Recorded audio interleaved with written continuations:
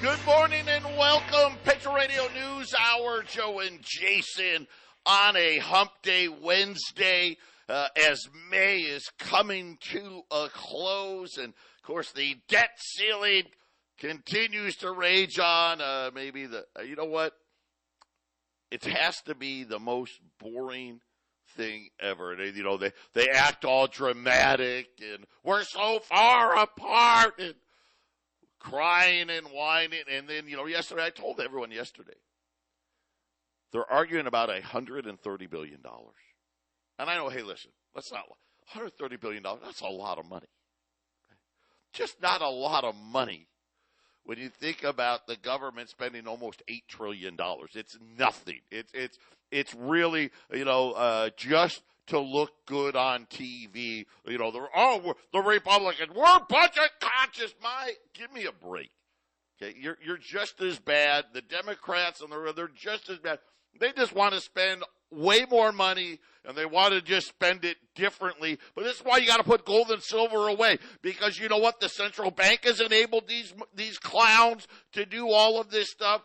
Janet Yellen, the most liberal money creator maybe in the history of the planet. Now Lael Brainard's the economic advisor. Heck, she may be more liberal than Janet Yellen. I mean, and how many more really, really smart guys? People that, hey, you know what? The billionaires come to me to handle their money. Have to come out and say they have no confidence whatsoever in Jay Powell. How many more times do you need to hear it? You need to wake up. I mean, Jamie Dimon yesterday come out and said, hey, we probably need to go to 7%. You know how many banks will go under if the Fed's funds rate's at 7? I'll tell you right now, not tens, not 20s, no, not hundreds, probably a couple thousand would probably go under at that point, because that's how underwater they would already be. We already know, listen, and why can I say that? Because, come on, right? That's ridiculous. Come on, Double, calm down. You're all fired up. You drank too much coffee. Settle down. Can't lose half the banks. That's right now. Half of the banks, and this is not me. Okay. I'm gonna go with the people over at Stanford. Right? I mean, those, it is Stanford. They know how to do math at Stanford. They did the study. Half of the banks that we have right now technically have more liabilities than they do assets. Right now. And every time the interest rate goes up, it makes that situation worse. This is, like I said, I've been saying it the whole time, Jason, this is a simple one. The financial crisis, that was a little more complicated because we didn't know about synthetic the name's escaping me, credit derivatives. We didn't know about credit default swaps and all this other stuff. This is so much simpler because everybody's taking their money out. The banks need to sell some of these quote-unquote assets that they don't actually mark to market. So when they have to sell them, they got to take the losses. And guess what? Once you do that, the math gets real easy.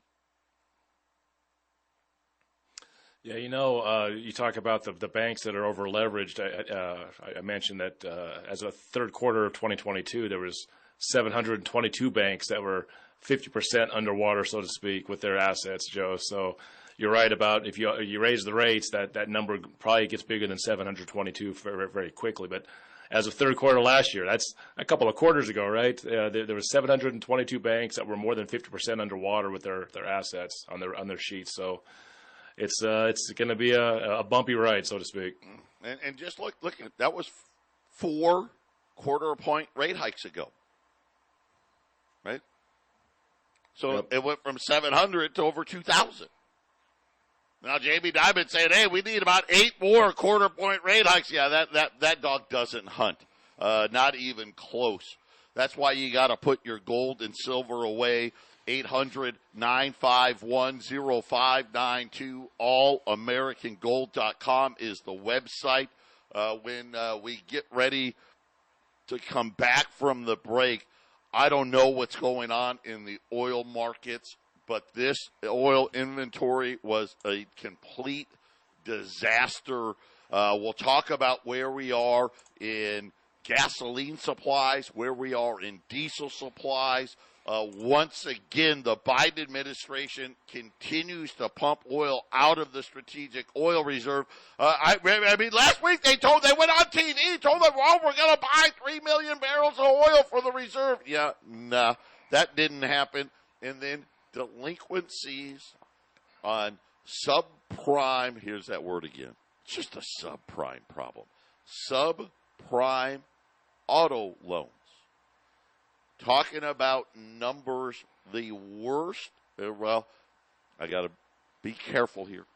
Right next to the worst numbers of all time since they've been keeping records on subprime auto loans. And again, remember Jamie Dimon, it's not going to be too bad. You know, some of these banks are going to go under with commercial real estate, but even if the unemployment rate goes up, you know, credit card defaults will only be, 6-7%.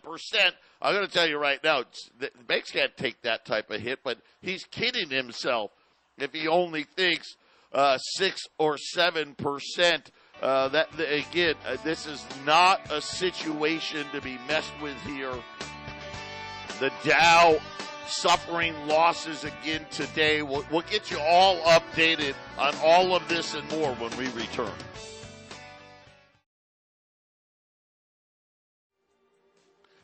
Eight 800-951-0592. Joe and Jason, Patriot Radio News Hour on this Wednesday. A quick look into the markets here. The Dow is down 250 points, 32,000 and change, but still in that range, right? 32 to 34,000 is kind of where it seems to be sitting. The S&P is down 36 at 4,100. And then the NASDAQ is down 125. Gold's down $2. Actually, gold was down yesterday, came all the way back and finished higher for the day. Right now, gold's at $19.72, down $2.50. Silver's off a quarter at $23.25. Platinum is down today. I'm going to tell you right now, all out buy on platinum and buy this pullback and buy it hard.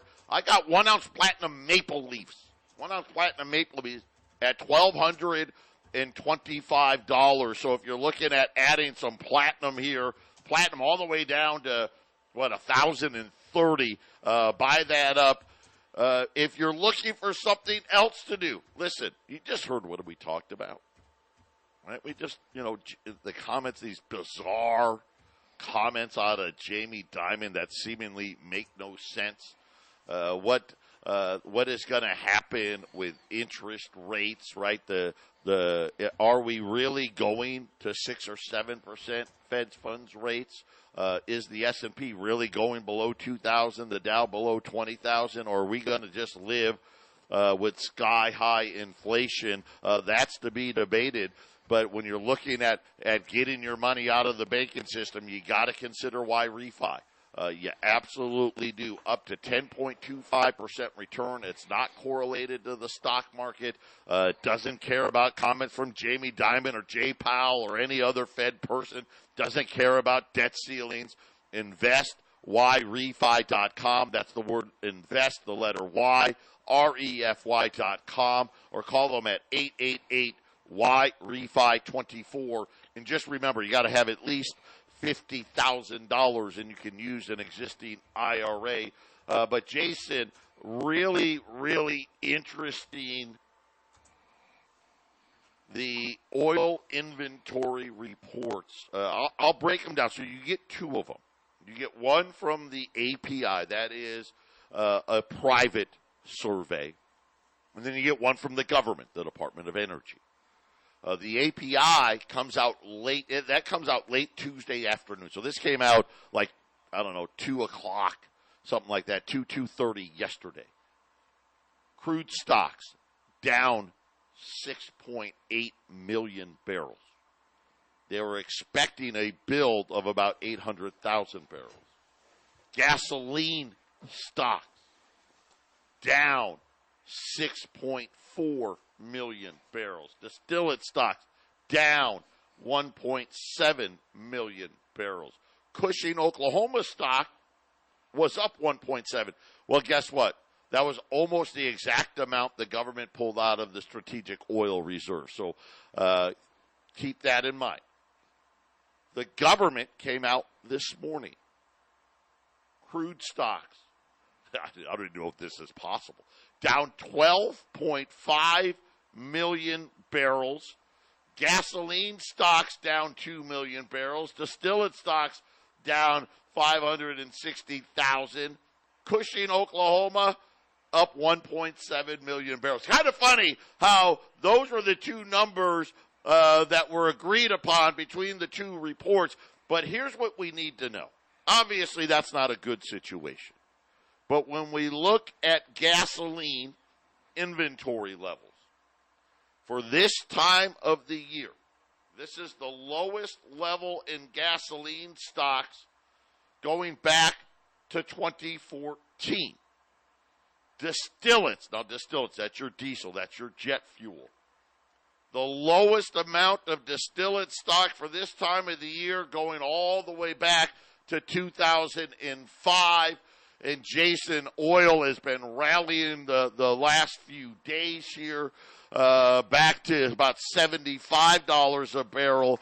But these numbers, they're not encouraging. The biggest problem is they continue to pull out of the strategic oil reserve. And Jason, based on these numbers, we're not even in the ball game here. Now, we get these every week.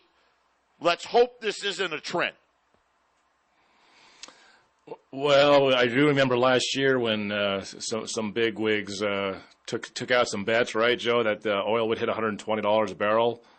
So, and I don't know how long those bets go, but I don't think they were putting big money on oil going to 120 if it's not going there. I don't know when it will go there, but it seems to me very likely as things shift that we could see $120 a barrel oil very easily, especially if the inflation gets out of control in the next year, let's say, or 2 years. We could see that just because of the inflation, Joe, not just because of all the games they play when it comes to production and we're going to make this much or we're going to ship it here, we're not going to ship to you. All that stuff just creates a lot of pressure. And really, I mean, it doesn't sound like it's expensive because it's been high for so long, but $75 a barrel oil that's high. That's a high price for oil. It really shouldn't be there. So we're heading for some stormy waters, I think, with oil prices.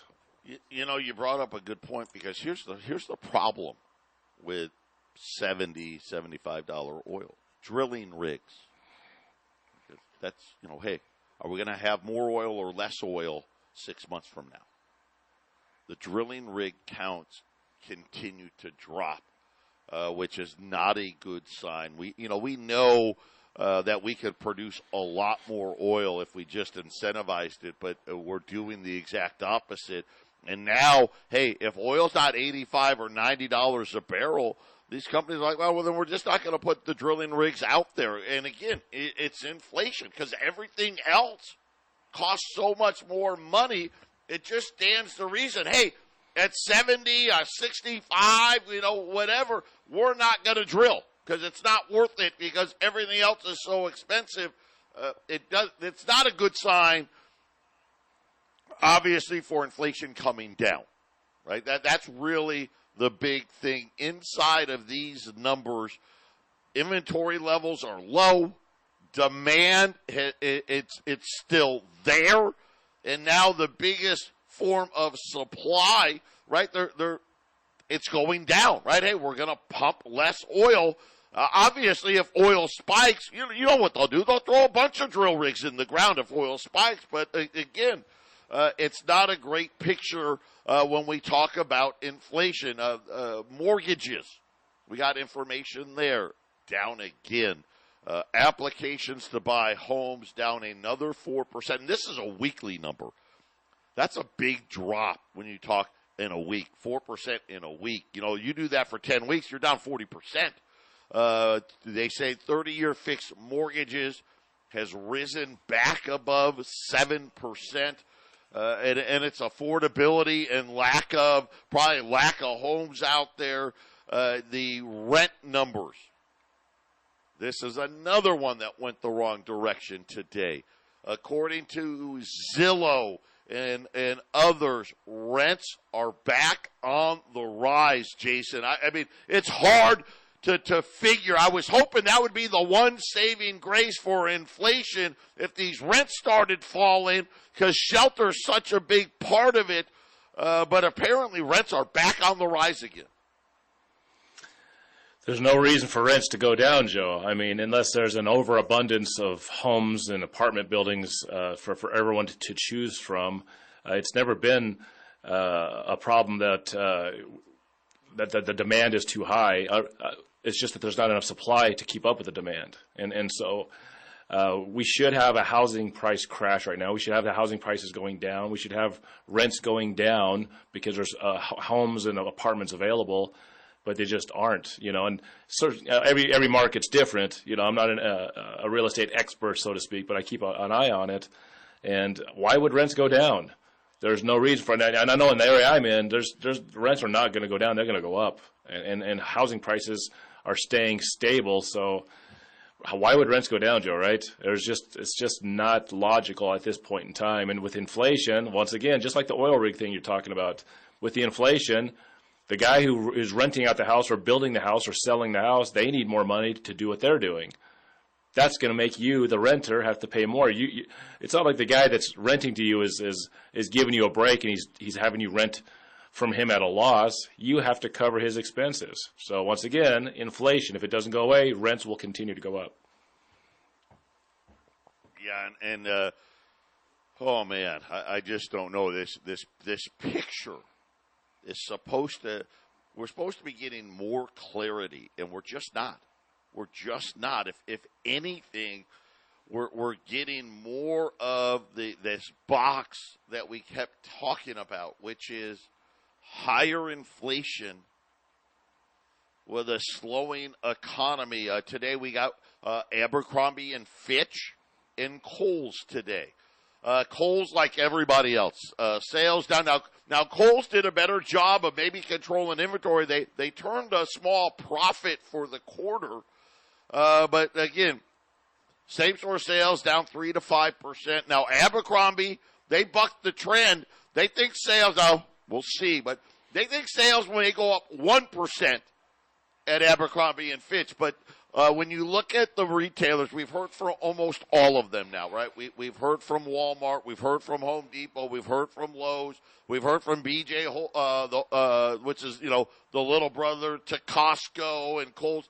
And really, when we look at these numbers, 90% of the retailers are saying, hey, we're going to have 3 to 5, and some of them 5 to 10% less sales this year than we did last year, and yet inflation is still coming, Jason. Yeah, and I don't know if sales going up 1% is a celebration. Did that used to be, that's not very good growth. Hey. It beats a negative number, right? Let's, again. Well, that's a glowing review. That's a glowing review. Yes, it beats going backwards. I don't think it's going to happen, but okay, they're willing to say it. But here's the other thing. Here's what I'm seeing. And these are the next two. Let's start with subprime auto loans. Okay, so this is Fitch is the one that looks into this. And these are delinquencies that are 60 days or more. Okay, so this isn't, hey, I was late, right? I'm a little late. I'm 30 days late, but no, this is 60 now. So this means you've gone at least 2 months without paying your bill. The worst delinquency rate in the 21st century was set August 2019. at 5.93%. Remember, that was right about, was that temper tantrum? I can't remember. They all run together. By the way, the worst ever. Now, this is interesting because I would have thought in the 21st century it would have been the financial crisis. It wasn't. The worst ever. 5.96% in October of 1996. Now, this year, we tied for the second worst number ever at 5.93% of all subprime auto loans were 60 days more past due. Now, the government, like everything, they seasonally adjust everything. By the way, we did that in January. We just got the April number. April, according to the government, that's the lowest month for auto loan delinquencies. I don't know why. Maybe people got tax refunds. But long story short, the second worst April delinquency number ever when it comes to subprime autos. Again, all this conflicting data. We'll be back.